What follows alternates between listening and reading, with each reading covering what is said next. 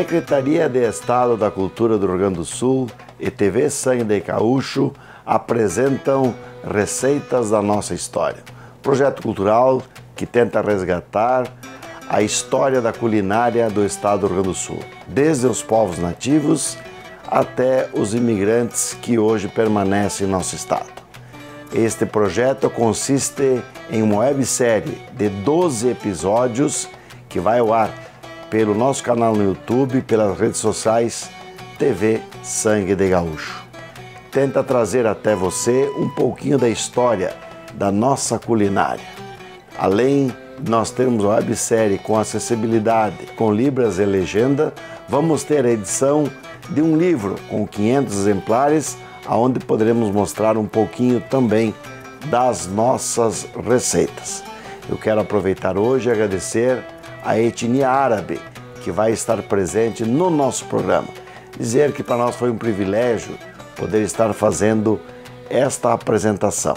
Vamos ter então com vocês etnia árabe.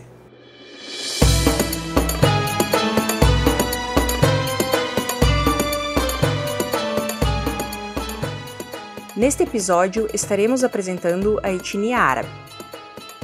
Os pesquisadores não determinam uma data específica para a chegada dos primeiros árabes ao Brasil, mas são unânimes em lembrar que antes de 1850 já havia difusão da cultura e idioma árabes no país e a partir de 1880 essa presença se consolidou. No Rio Grande do Sul já é possível identificar registros de árabes ainda por volta do ano de 1860.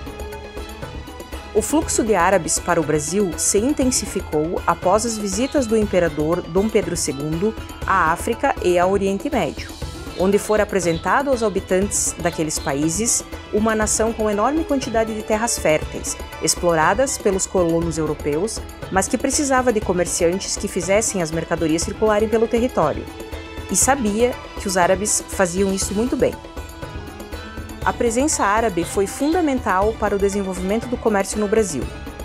Muitos libaneses que migraram para o promissor país das Américas trouxeram para o novo país algo que sabiam fazer muito bem entre os vilarejos libaneses: vender. Sabiam também conversar. Por isso, quando iam de uma lavoura a outra, nas mais variadas regiões do Brasil, levavam não apenas seus armarinhos com tecidos, ferramentas e objetos de uso diário, como também notícias e informação de um lugar para o outro. Depois de mascates, se tornaram comerciantes, introduziram o pagamento à prestação, foram industriais e administradores. Em todo o Brasil, fundaram associações e clubes. Trouxeram música e palavras que contribuíram com a língua portuguesa. E, a partir da sua tradição culinária, enriqueceram a mesa brasileira. No campo da culinária, a herança trazida pelos árabes foi das mais estimulantes. Alguns dos hábitos alimentares se solidificaram na importância dada aos grãos e sementes, como o trigo, a cevada e o arroz. A utilização de temperos e especiarias como o cominho, a pimenta do reino, a noz moscada, o coentro, a cebola e a hortelã. O uso de carnes de carneiro, cabrito, aves e peixes. A importância da coalhada fresca ou seca. A substituição da banha de porco pelo azeite de oliva. A culinária árabe é um grande orgulho para o seu povo. A mesa é sempre farta. Dando sequência aos pratos, estamos aqui com o pessoal da etnia árabe. E vamos ter aí um prato especial. Hoje vamos falar sobre ele. O Arrit Ana Macdetone. Acertei o nome? Acertou. Acertei. Então, eu quero agradecer primeiro por você estar conosco, falar um pouquinho da comida árabe, do prato, da culinária árabe. Mas antes de nós falarmos do prato, eu gostaria que tu falasse da chegada dos árabes ao Brasil. Porque todo mundo tem aquela pecha, o árabe é turco. Não é turco. Na realidade, era o Império Turco-Otomano, que existiam vários países e que depois se distribuíram pelo povo árabe, que são vários países, entre eles a Síria, o Líbano, a Palestina e tantos outros países. Então, eu gostaria que tu falasse um pouquinho sobre a chegada e o porquê que os imigrantes vieram para cá. Eu sei que tens uma história do teu pai também, aqui na nossa região, no Alto Uruguai, Erechim, né? Então, está à disposição e obrigado por estar conosco. E eu que agradeço ter essa oportunidade de poder falar da origem da minha família, né? Então, assim, o meu pai, ele veio como outros libaneses, vieram para o Brasil em 1953, tá? Mas teve outros árabes que começaram a vir em 1940, por aí. E meu pai chegou com 23 anos em São Paulo. Aí permaneceu lá por 2 anos, ele vendia frutas. Aí depois ele foi para o Rio de Janeiro, aí ele começou a fazer aquilo que todos os árabes fazem, né? Que é mascatear. Então, o meu pai estava mascateando. O que ele fazia? Ele comprava roupas e saía vendendo nas casas. Então, essa foi o começo da vida do meu pai. Então, como era aquilo que ele sabia fazer, né? Comercializar, né? E aí depois ele conheceu minha mãe, casaram em 1958, e ele veio para o Rio Grande do Sul, em Erechim, porque tinha um tio dele que morava aqui. Aí nasci eu e os meus irmãos aqui em Erechim. Muito importante dizer que o povo árabe é bastante unido, né? Gosta de andar normalmente em comunidades árabes. Exatamente. Nós destacamos aqui a fronteira do estado do Rio Grande do Sul, onde temos, né, a região da Uruguaiana, São Borja, enfim, todas as regiões de fronteira. Foz do Iguaçu é muito forte. Esta comunidade ela é muito forte, a culinária, a gente sabe que a culinária árabe nos deixou um legado bastante grande para a comida brasileira. Mas como é que são as festas árabes, né, quando se reúnem, como é que é feito a parte culinária dessas festas? Então, assim, ó, a culinária árabe é uma coisa assim que eles têm o maior orgulho. Eles comem, a mesa é sempre farta. E para um árabe, a maior é uma injúria ele oferecer para um convidado e o convidado não aceitar. O meu pai, a gente sentava na mesa, ele queria que todo mundo, os amigos ou quem tivesse, que comesse a comida que era oferecida, né?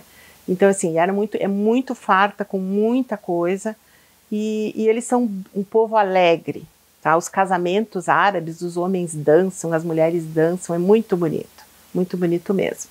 A culinária mais feminina ou existia a participação masculina? Isso também é uma peculiaridade do povo árabe. Muito feminina, muito feminina.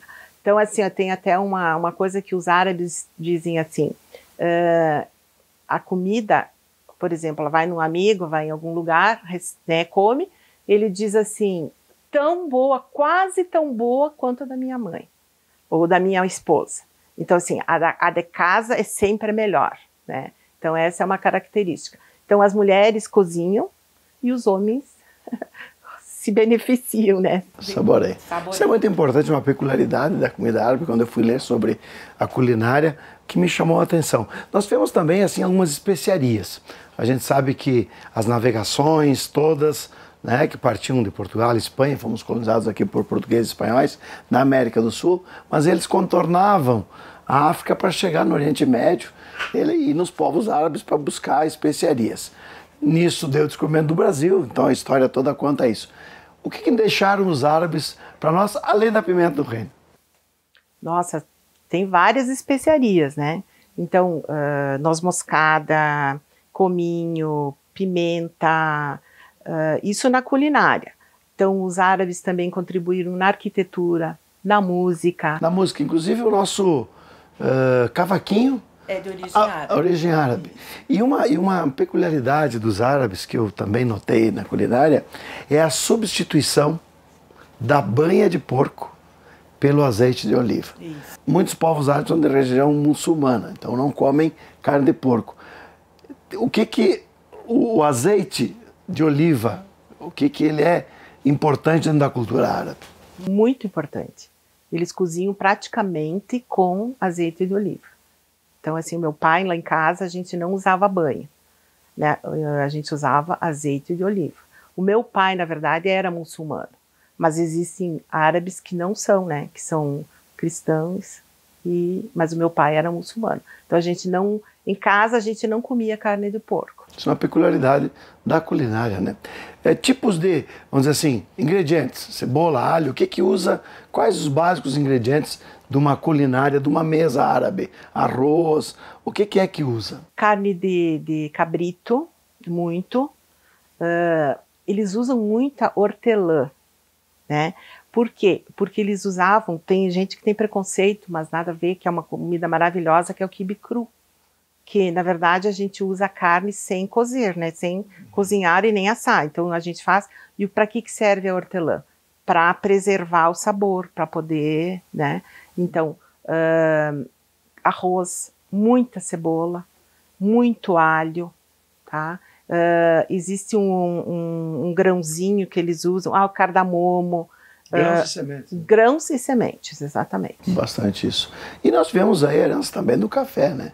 Afinal de contas, também temos uma participação, o café árabe é famoso. Sim, famoso. Que tem todo um misticismo, nós vamos falar sobre isso no momento em que nós vamos degustar. Eu gostaria que tu falasse para nós que prato nós teremos hoje, o que você vai nos brindar e apresentar para o público que vai estar assistindo essa nossa websérie.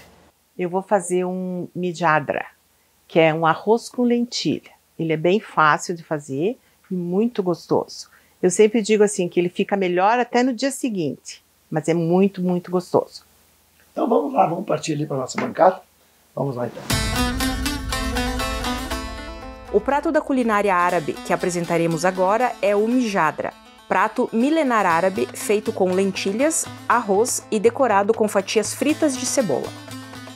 E como sobremesa, um clássico da culinária libanesa, um manjar que mistura os delicados aromas da água de flor de laranjeira ou de rosas, almíscar, damasco ou ameixa preta. Para a preparação do mijadra, serão utilizados os seguintes ingredientes: 400 gramas de lentilha, 1,5 litro de água para cozinhar a lentilha, 120 ml de óleo, 2 cebolas grandes cortadas em tiras compridas, 200 gramas de arroz lavado e escorrido, sal a gosto, louro e cominho em grão. O modo de preparo e o resultado final você verá a partir de agora. O que nós temos aqui pré-feito então? Então, eu tenho lentilha, certo? Lentilha, que eu dei uma pré-cozida e eu botei umas folhas de louro, tá? Que louro também é uma das coisas que a gente usa bastante. Eu esqueci de falar uma coisa, que a cozinha árabe, ela é muito perfumada, tá? Os cheiros são... Os aromas são importantes, tá? Aí aqui eu tenho cominho em grão, cominho em pó, e eu tenho arroz normal, tá? Então agora nós vamos usar aqui depois os outros ingredientes? Isso, depois. Azeite de oliva. Azeite de oliva, isso aqui para depois. Vou ligar para você aqui então. Peraí que eu vou ligar. Vai. Daí. Esse processo agora é finalizar o cozimento. Isso, nós vamos cozinhar, porque vai se demorar mais ou menos a proporção de água para lentilha. Põe meio... Eu cobri, mas talvez agora eu vou precisar de mais água aqui, tá? Para mim poder cozinhar o arroz. Porque vai ser feito todo nesta panela. Tudo junto. Vamos então para a parte do cozimento da lentilha. Tá, então esse tanto de água eu coloquei para dar uma fervida, cozinhar a lentilha. Isso. Agora eu vou botar mais água, tá? A água pode ser sendo acrescentada depois de faltar. Sim, isso, porque a gente vai testar o arroz, né? Que o que vai dar o tom ali vai ser o arroz, tá?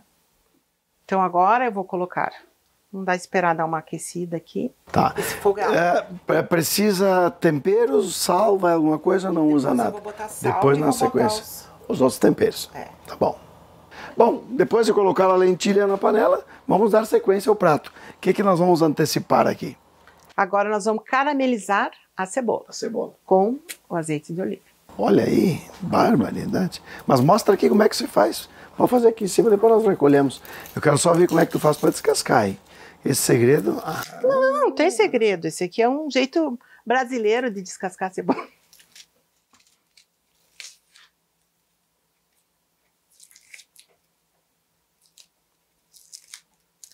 É isso que eu queria ter feito. Já era para ter feito. Mas é que se tira, já deixa... Já não fica mais a... Olha aí o detalhe.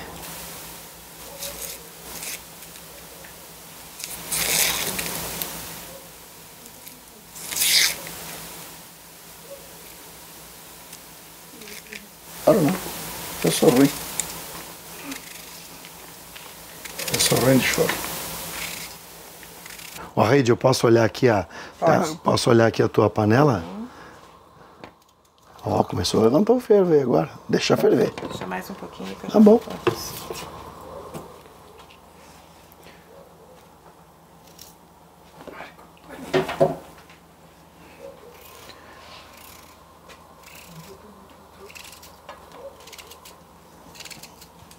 Uma maçã, né?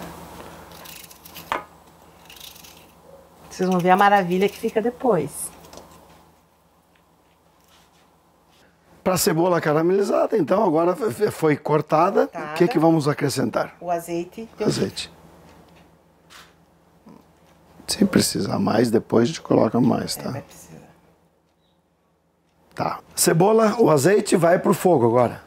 É, isso. Agora vai pro fogo. Com bastante azeite, Bastante tá? azeite. Bastante azeite. Enquanto isso, nós vamos fazer o que com a nossa... Agora eu vou colocar o arroz junto com a lentilha. Ferveu a água, tem que estar fervendo. Sim. Proporção de quanto por quanto, White? Vai muito de gosto. Se eu quero mais lentilha, eu tenho que dar mais ou menos por um? meio. Meio a meio, Meio um a por um. meio, assim faz. Digamos assim, uma xícara de lentilha, Isso. uma de arroz, ou um pouco mais de arroz. Um pouco mais, isso. Tá, e agora eu vou tirar os louros. Já deu o gostinho do louro. A lentilha tem que ficar al dente? É, agora ela tá meio durinha, assim, tá? Sim. Porque ela vai cozinhar agora junto com o arroz. Tá, então agora eu vou colocar cominho em pó. Cominho em pó. Quanto para essa porção, mais ou menos? É, uma meia colherinha, assim, ó. Tá, cominho em pó. Cominho em grão.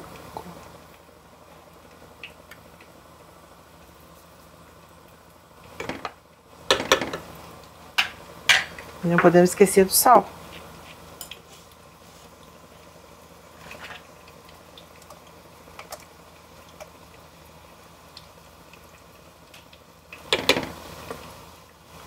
O sal a gente pode experimentar depois, né?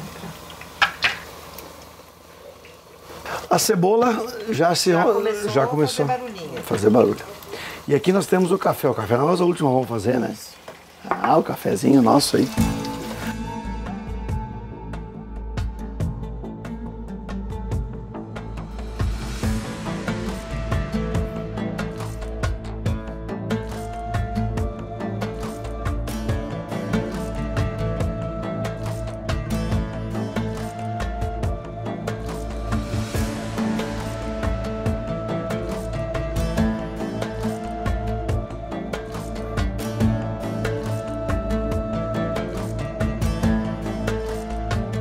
Bem, agora vamos falar então do café árabe. O que nós precisamos para fazer o café árabe? Tá. Então, assim, ó, esse aqui é um bulezinho especial para fazer o café árabe, tá? Então, ele é todo decorado, tem vários, né, modelos. Então, assim, ó, eu boto a água para ferver, certo? No momento que ferver... Que ferver, eu preparo, daí eu coloquei. Vamos falar sobre o café antes de tu preparar. Esse café é um café, tu me disseste no bastidor, que é um café especial. É um pó. É diferente. Qual é a diferença? Até porque nós temos esse legado do povo árabe, né? Sim, ele é mais fino, ó. Ele é mais fininho do que a moagem. A moagem. A moagem é mais fina. Isso, a moagem. E é bem cheiroso. Tá? É muito mais cheiroso. Isso, mais cheiroso do que o normal. Se encontra isso normalmente nas lojas? Sim. Sim. Esse outro produto que tu vai usar é o... Cardamomo. Cardamomo, é uma semente? Isso, é uma sementinha que dá um gostinho no café. Sobre o café, qual é a parte mística, qual é a importância do café para o povo árabe? Os árabes adoram café. Então, assim, depois das refeições, eles sempre tomam um cafezinho, sempre. E tomam o café árabe, né, que é preparado com o pó, ele não é coado. Ele é feito nessa aqui com a água, eu vou mostrar exatamente como é que faz.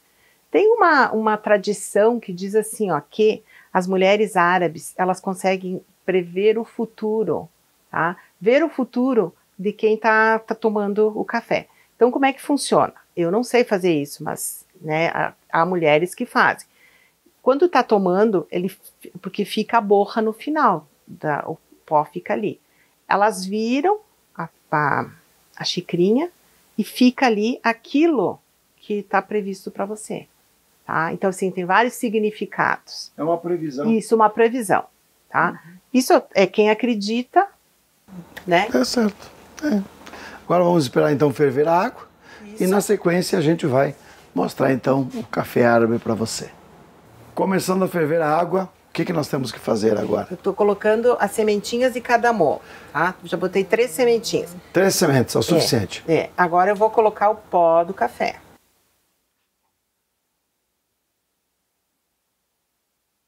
Duas colheres. Dou uma mexidinha. Essa vasilha tem o que? Em torno de 500 ml, um pouquinho mais? Provavelmente. Vai derrubar? Não? Ah, não derramos, olha ali. Tá pronto. Tá pronto o café. Estamos chegando ao final do prato árabe. Wahid, eu gostaria que tu falasse um pouquinho agora do que nós temos na mesa. Fizemos então esse arroz com lentilha, com cebola caramelizada, que é o prato, né? Mijadra. Mijadra. O que mais nós temos aí? Então aqui nós temos um tabule, tá? Que é uma salada. Que é uma salada árabe. Então ele tem alface, tomate, burgol e muito limão. Bastante limão. E sal, né? E o triguinho? O burgol, que é o triguinho. Burgol. É isso, que é o Tá. triguinho. Que é no popular brasileiro ser Isso, triguinho. triguinho, é. Tá. Nós temos tâmaras. Tâmaras. A tâmara hoje é produzida com menos tempo. Mas quanto tempo na época do teu pai demorava uma tâmara dar uma fruta? Uns 200 anos, né? Então a pessoa plantava e com certeza... Isso, existe até um provérbio árabe que diz assim, ó, aquele que planta tâmaras não come tâmaras. Porque não tem como, né? Não tem como. Então, mas planta-se, né? E o doce que depois vamos saborear? É um manjar de coco com água de rosas. Porque eles usam muito, como eu disse, é uma comida cheirosa, eles usam água de rosas e flor de laranjeira. E o narguile que está nos enfeitando, nos adornando aí? Isso aqui é uma tradição, em toda casa árabe tem um narguile, sempre. Então, assim, ó, é comum depois do almoço, da refeição, um cafezinho, e depois eles passam para uma outra sala e vão fumar o narguile. Muito importante. Bom, então vamos à parte mais importante agora, que seria nós degustarmos. Tem mais uma coisinha aqui. Opa! Que é umas castanhas enfeitadas, com cara cristalizadas. Bem gostoso. Isso aqui eles usavam muito nos casamentos. Olha aí. Eu assim, noto bastante dourados, né? Se usava muito ouro ou então dourado cobre, né? Que normalmente a parte de baixelas, coisas feitas em metal, é feito em dourado, né? Muito dourado. Sim, bastante dourado. Eles usam bastante. Vamos servir então? Podemos? Buenas, então vamos para o sacrifício, pode ser?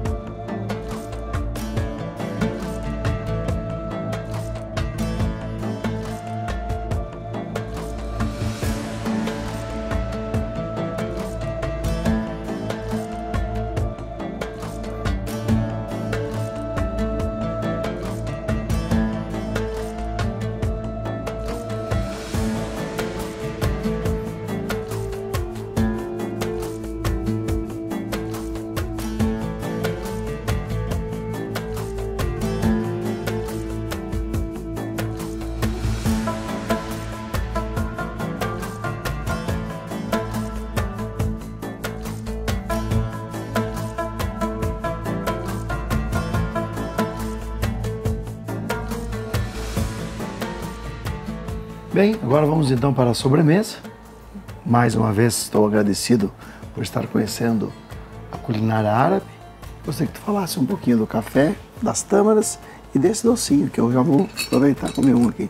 Então, como eu disse, isso aqui são amêndoas com açúcar, né? Açúcar colorido, que eles serviam nos cafés, nos casamentos. E essas aqui são as tâmaras, que a gente tem visto bastante aqui no Brasil, né? Mas são de origem árabe. E o manjar de coco com água de rosas, que é uma outra iguaria que eles usam bastante. E o café, eu vou servir agora o café, só não vou ver a sorte de ninguém agora. Espera um pouquinho para baixar.